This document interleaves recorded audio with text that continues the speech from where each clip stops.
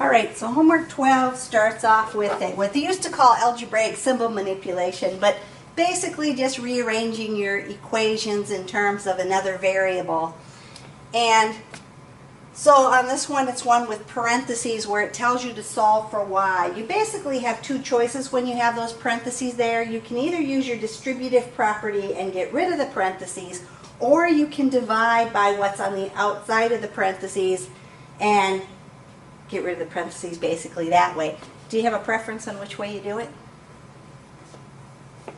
Divide. Divide first? That's probably what I would do. Is I want to solve for y, and the y is on the inside of the parentheses. So if I just go ahead and divide by the n, I can eliminate my parentheses here. So if I divide by my n, I get 6 plus y equals c over n. And then all I have to do is move my other term, which in this case is the 6, to the other side by adding or subtracting. In this case, it's a positive 6, so when I move it to the other side, I'm going to subtract my 6. So y is going to equal c over n minus 6. This is case sensitive, so if it is a capital, you have to make sure you type it in as a capital, otherwise Alex will probably tell you that you did it wrong. And so the next two are basically going to be exactly like the first one because they don't mess these up a whole lot on you. So if I'm going to solve this one for b, first thing I'm going to do is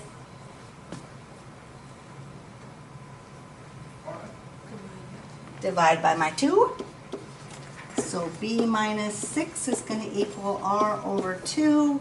And then if I want to solve that for b, what would I do with my 6? Add my 6.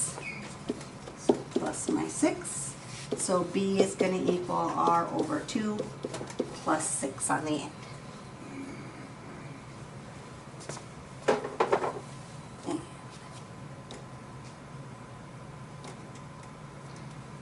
Third one then, if I am going to solve that one for x, the first thing I probably want to do is divide by the m. So x minus 5 equals y over m, and then I would add the 5.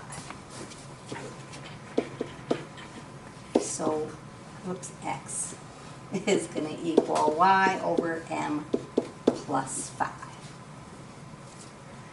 Now all of those had on where you were solving for the variable that was on the inside of the parentheses. If you happen to be solving for the variable on the outside of the parentheses, I would divide by the whole set of parentheses first, and then your variable is already by itself.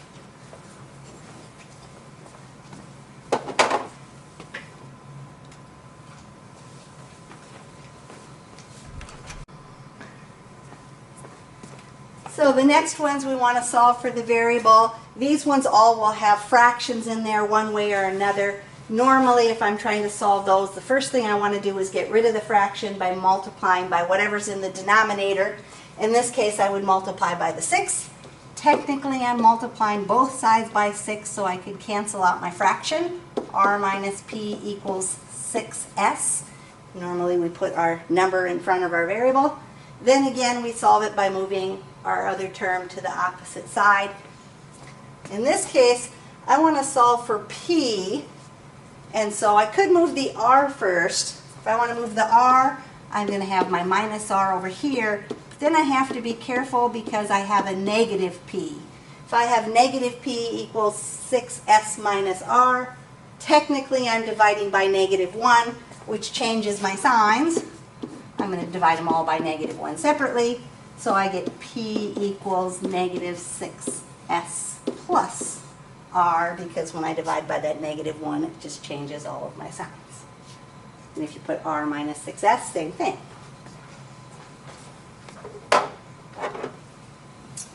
So number 5, if we're going to solve that one for d, first thing I want to do is multiply by my 6 again. So 6a is going to equal b minus c plus d. I want to solve this one for d, so I need to move both my b and my c. So in order to move the b, I'm going to subtract the b, And in order to move the c, I'm going to add the c. And so 6a minus b plus c is equal to d when I rearrange and solve all of that.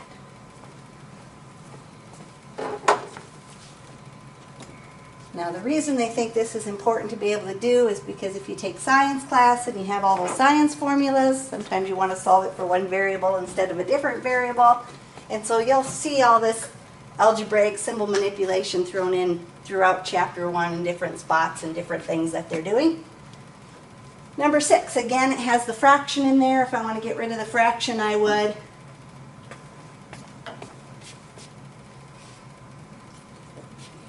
multiply by the 8, right? So times by the 8 first. If there would happen to be something other than a unit fraction, which has the 1 on top, I'd multiply by the reciprocal to get rid of the fraction, but the reciprocal 1/8 is 8. So I can get rid of my fraction.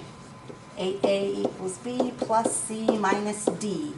This one says we want to solve for c, so we need to move the b and the d. So if I move the b, I'm going to subtract the b, and if I move my d, I'm going to add my d. That leaves the c by itself. So 8a minus b plus d equals c.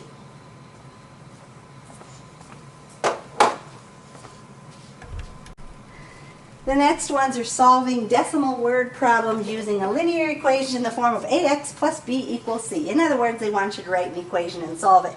It says Reuben rented a truck for one day. There was a base fee of $16.95. There was an additional charge of 81 cents for each mile driven. Reuben had to pay $139.26 when he returned the truck. For how many miles did he drive the truck? So the question is asking me, how many miles does he drive the truck? I like to use variables that make sense to me. So I'm going to use m for the miles. Alex probably puts an x in there. You can use whatever variable you want, but I'm going to use m. So if I'm translating my word problem, there was a base fee of $16.95. So I had to pay $16.95 right away when I got there. There was an additional charge, so I'm going to add to that, of 81 cents for each mile driven. So 81 cents times the number of miles I drove is my extra charge. I have to be careful, since this is in dollars, this is in cents, that I use 0.81 for 81 cents. So 0.81 times m would give me my additional charge.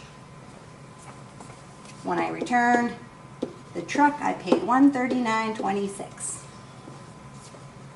Now the calculator is active on the word problems, especially because their whole goal is that you can set up the equation. And so I'm going to let you use your calculator and help me out, because I don't want to do it in my head. If I'm going to solve this for m, first thing I'm going to do is move my $16.95 to the other side. So go ahead and subtract the $16.95 for me. $139.26 minus $16.95 is 122.31. 122.31. And then, of course, to solve it for m, I'm going to divide by the 81 cents. So m is going to equal 151. So how many miles did we drive the truck? 151 miles.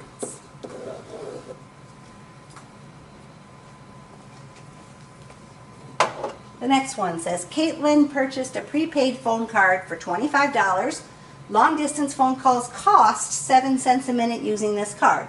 Caitlin used her card only once to make a long distance call. The remaining credit on her card is $22.97. How many minutes did her call last? So again, I'm going to use m for my number of minutes, because my question said how many minutes did her call last. So if I'm setting up my equation, I started with a balance of $25. I am going to make phone calls, so it's going to cost me money, so I have to subtract, and it's going to cost me at a rate of 7 cents a minute. How would I show that? 0.07 m, right? 7 cents per minute. My remaining credit then, $22.97.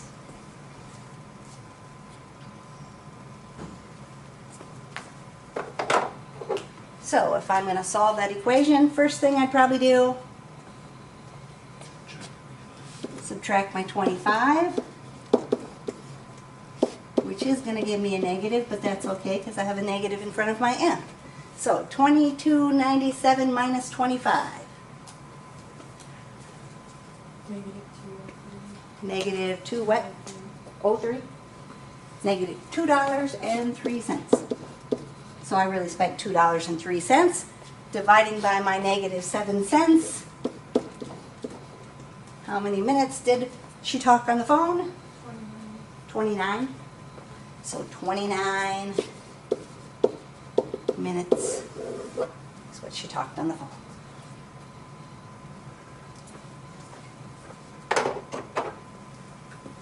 Number 9, for his long-distance phone service, Chow pays a $6 monthly fee plus 8 cents per minute.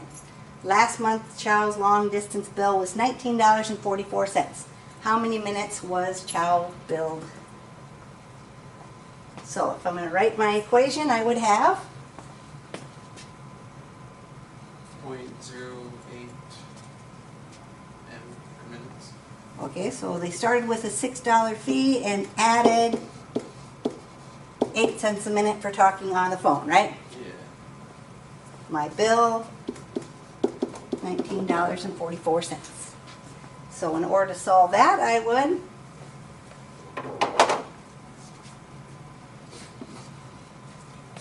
minus that $6 monthly fee first. So 0.08 m is going to equal 13.44. And then if I divide by my 8 cents a minute,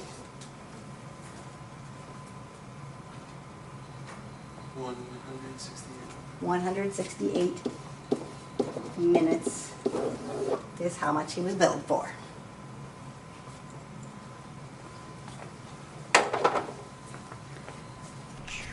Ten, 11, and 12 say solving a decimal word problem using a linear equation with the variable on both sides.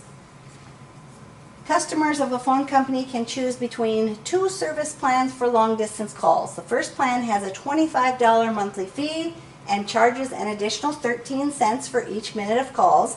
The second plan has a $29 monthly fee and charges an additional 8 cents for each minute of calls. For how many minutes of calls will the cost of the 2 plans be equal? So my first plan, $25 monthly fee and an additional 13 cents for every minute of calls, pretty much like those previous ones we did. We want it to be equal to the second plan.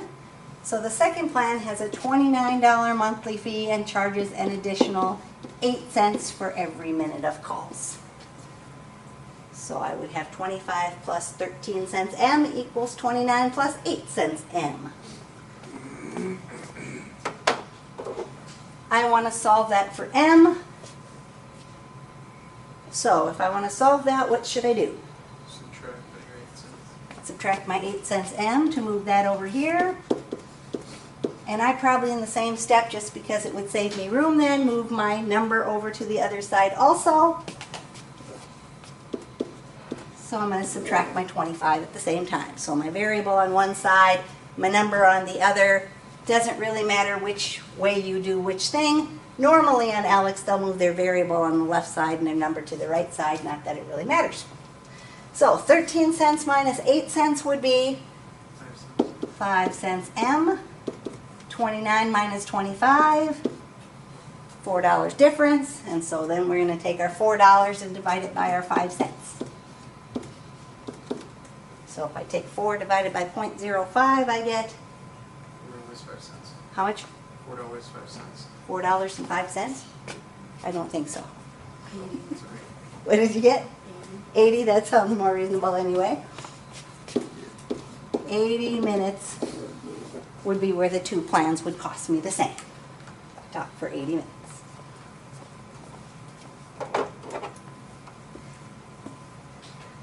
Number 11, a small publishing company is planned to publish a new book.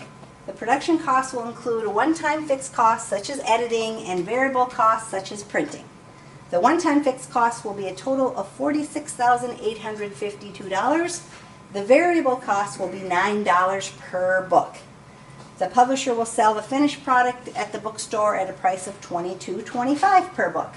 How many books must the publisher produce and sell so the production costs will equal the money from the sales?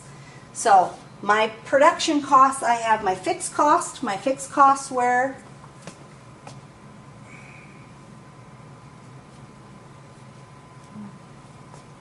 $46,852. Plus I also have my variable costs. My variable costs would be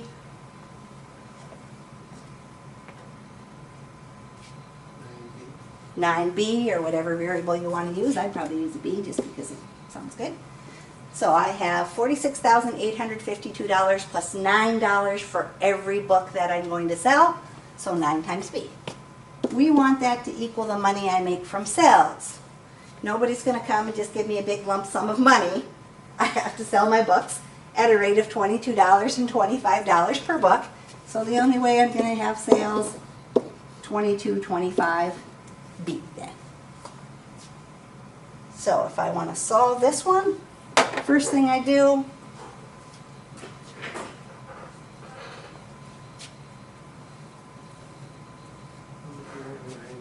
subtract my 9B.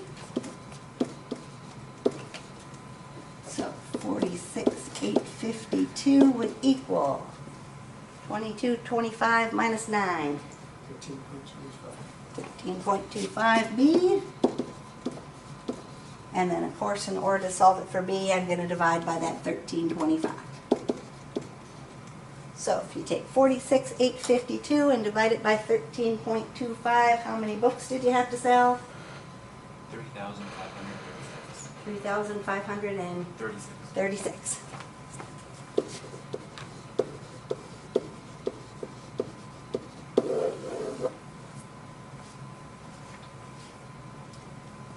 I'm just trusting your calculation unless I obviously know it's off, so if somebody gets different answers, make sure you let me know.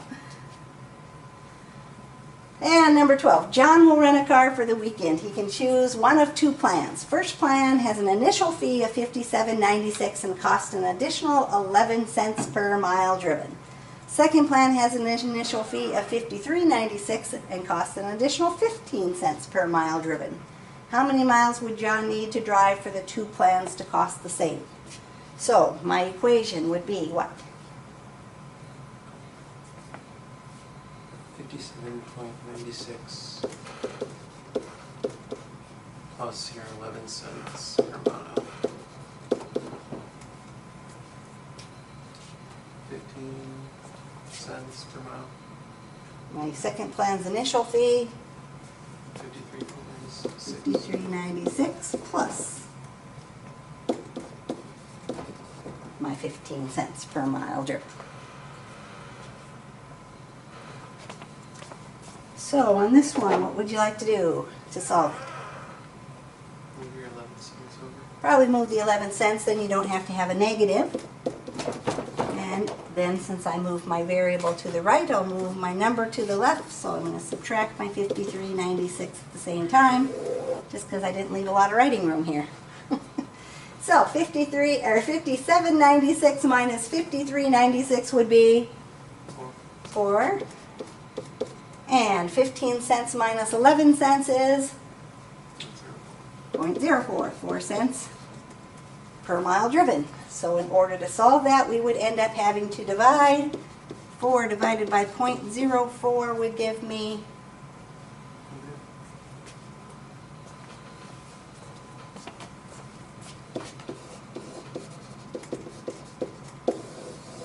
100 miles.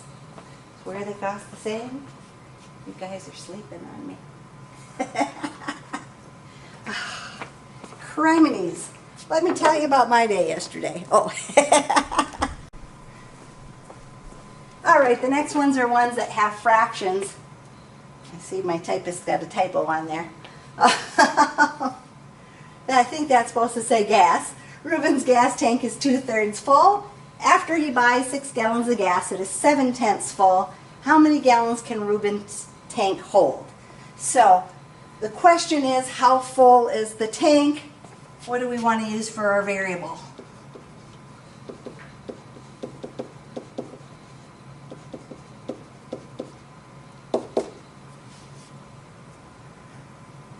T. T? Okay, let's use T then. So, Ruben's tank is 2/3 full. How do I represent that? 2/5 T. 2/5, I said 2/3. 2/5 T. He buys 6 gallons of gas, so we are going to add 6 gallons to our tank. Now our tank is 7/10 full, so 7/10 T. Now, if you really like working with fractions, you could subtract your 2/5 T first. Most people don't really enjoy fractions, and I find they make a lot of mistakes when they do that. So I suggest, instead of doing what Alex does, which is move the 2/5 T over, is to get rid of the fractions as your first step so that you don't have to worry about all the fractions and multiplying by reciprocals and all of that good stuff. So I would go ahead and multiply everything by 10, which is my common denominator, so I can eliminate my fractions. 5 goes into 10 2 times, so 2 times 2T would give me 4T. 10 times 6 is 60. Didn't have any fractions to cancel there. And here 10 goes into 10 1. 1 times 7T is 7T. And that equation is a whole lot easier to solve than if you do it with the fractions. Not that it's not really fun to work with the fractions and do it that way. It does work out, but this seems to be a lot simpler. And why would you want to do more work than you need to? If I want to solve that, then I'm going to subtract my 4T. 60 then equals 3T, and then of course divide by my 3, and so 20 gallons is how much my tank can hold. 14 and 15 pretty much going to look the same as that previous one. Sometimes we add to our tank, sometimes we subtract. This time it says the container holds the water for a football team is 1/3 full. After pouring in 11 gallons of water, it is 5/6 full. How many gallons can the container hold? So what would my equation be? 1/3 C. 1/3 C we're going to go with. Plus 11. 11 equals 5/6. 5/6. C, whatever you want to use for your variable. So if I'm going to solve that equation, the first step might be getting rid of my fractions by multiplying everything by 6, which would be my common denominator. Now you could do 18 if you really wanted to, but if you use your least common multiple, then your numbers aren't so big. So 6 times 1/3 C would give me 2C plus 6 times 11 and 6 times 5/6 C will give me 5C, right? And so we're going to subtract our 2C. 66 is going to equal 3C, and when we divide by 3, our answer is going to be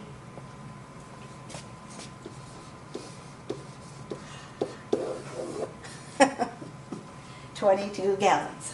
Everybody all at once.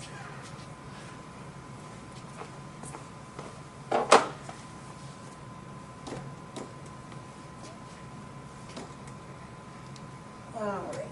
Whoop, didn't want to erase. So number 15, it says the container that holds the water for the football team is 3/4 full. After pouring out 7 gallons of water, it is half full. How many gallons can the container hold? So what would my equation on this one be?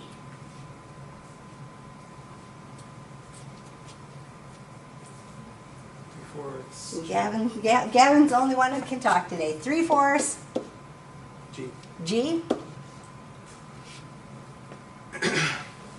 Minus 7 minus 7 equals half G.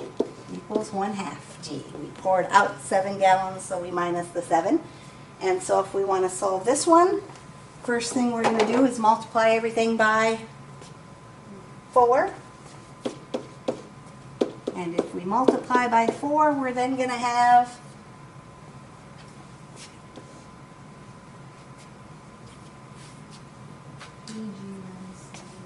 3g minus what? 28 equals 2g. So don't forget to multiply your whole number times that 4 also. And so in order to solve that, we would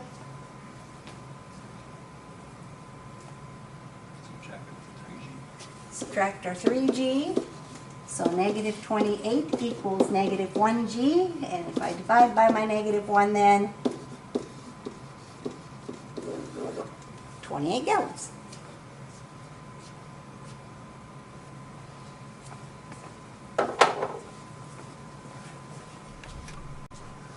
Solving a word problem with 3 unknowns using my linear equation. It says the sum of 3 numbers is 75.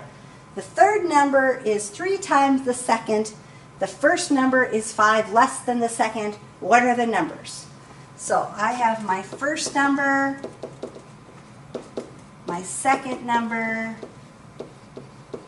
and my third number. So I'm just going to use an F, an S, and a T. That way I know which is which. The sum of my 3 numbers is 75. So sum, I'm going to add up my 3 numbers. F plus S plus T equals 75. The second sentence says the third number is 3 times the second. So the third number, T, is 3 times the second. How would I show that? 3 S's. And then the third sentence says the first number is, so F equals 5 less than the second. How would I show 5 less than the second? S minus 5, right? The second one minus 5. If I'm doing 5 less than something, goes on the end. So these ones are going to solve by using substitution. We're going to replace the T with 3 S's, and we're going to replace the F with S minus 5. Now they probably put parentheses around everything, but since I'm adding, I really don't need them. So I'm going to have S minus 5 plus the S in the middle plus 3 S's equals 75. So there's my first, there's my second, there's my third. Combining my like terms then, over there on that left side of my equation, I would have what?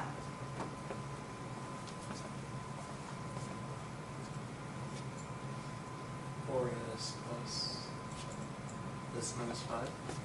So combine that other S in there. So I have 1 S, and 3 S's, which would be 2s minus 5 plus 3s. So 2S plus 3S, 5s. 5S minus 5 equals 75. Might as well put them all together at the same time, right? Solving that then, I would add my 5. So 5S is going to equal 80. And if I take 80 and I divide it by 5, I'm going to get, what was that? 16. 16. So the second one is 16. Do you want to do the third or the first one?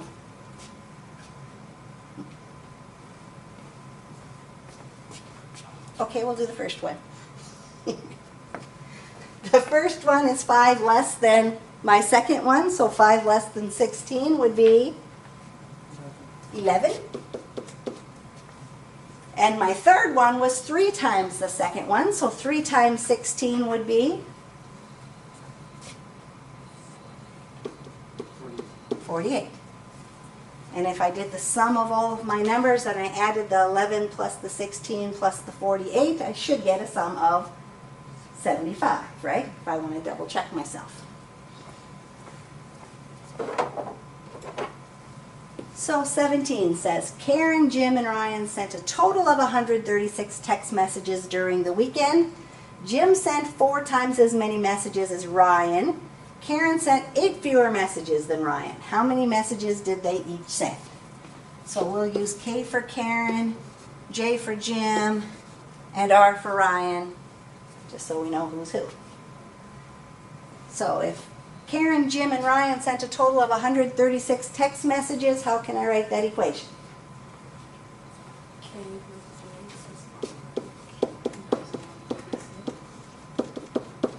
K plus J plus R equals 136. My second sentence, Jim sent 4 times as many messages as Ryan. How do I write that equation?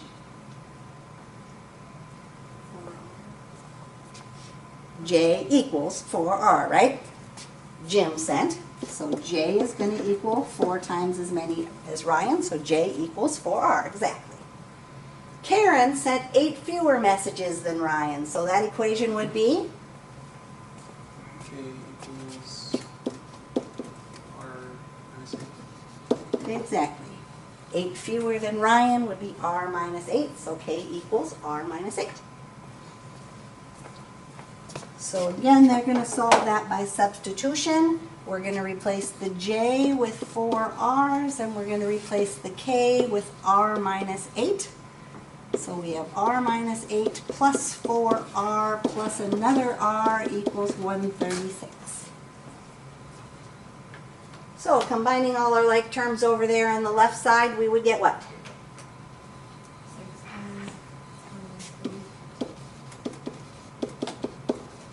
6R minus 8 equals our 136. So in order to solve that, we are going to add our 8. So 6R equals 142. add that again, 144. And then we're going to divide by 6. R equals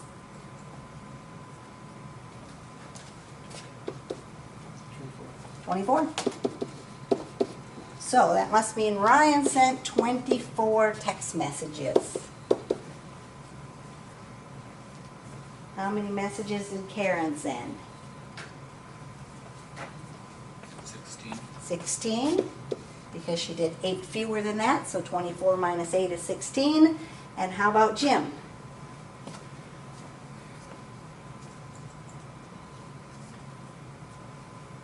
96. 96. 4 times as many, so 4 times the 24. And again, if you want to double check that, if you add all those together, you should get a total of 136.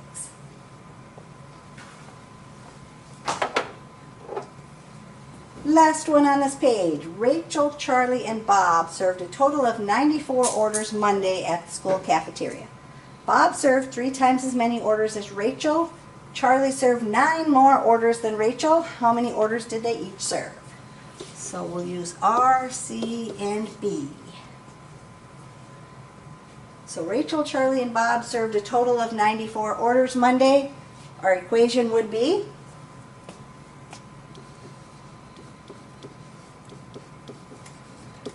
everybody all at once. R plus C plus B equals 94 orders, right? Bob served 3 times as many orders as Rachel. My equation for that would be Equals 3R. B equals 3R, 3 times Rachel. And Charlie served 9 more orders than Rachel. So my equation would be C equals R plus 9, or 9 plus R. Since we have the community property, that order doesn't matter, but I like the plus 9 on the end, so that's where I'm going to put it. So, substituting in. And for the B, we're going to have 3R. And for the C, we're going to have R plus 9. So R plus 9 plus 3R equals 94. So combining my like terms on that left side, I'm going to get 5R plus 9 equals 94. I've got to subtract my 9. So 5R is going to equal 85. And if I divide by 5, R equals 17. 17. So Rachel served 17 orders. Bob, how many did Bob do? 51. 3 times 17 would be 51. Whoops, I gotta better put that in Bob's spot. And how many did Charlie do? 26. 17 plus 9. Questions on any of those?